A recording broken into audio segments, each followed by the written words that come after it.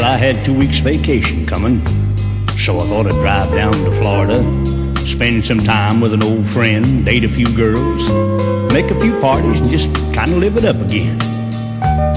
So I packed up my car, and then I called my mom in Tennessee and told her what I'd planned to do. And she said, "Son, are you coming by?" And I said, "Mom, I'm really pushed for time, but honey, I'll see you in a week or two." And I was driving through this little town in Georgia when I remembered today is Mama's birthday. Well, I thought I'd just stop and wire some flowers. Shouldn't take too long, then I'd be on my way. So I walked in the flower shop, and the first thing I saw was this little boy with his eyes full of tears.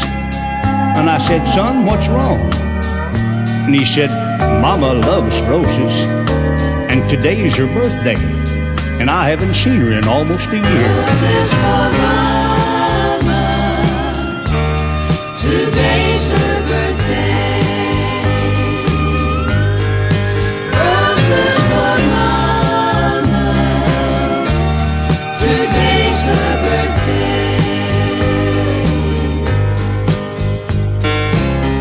He said, "I live with Grandpa now, but I promised Mama some roses, 'cause I talk to her all the time.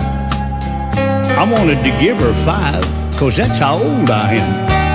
But the lady said I couldn't buy them for just a dime."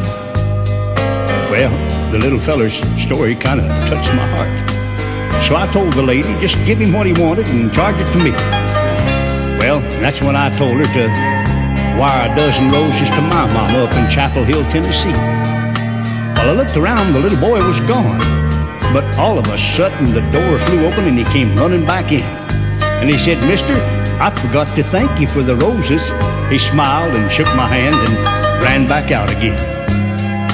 Well, I started on out of town, and I was feeling real proud of myself for thinking of my mama and really caring. When I looked out my window, I saw that same little boy kneeling by a grave in an old cemetery.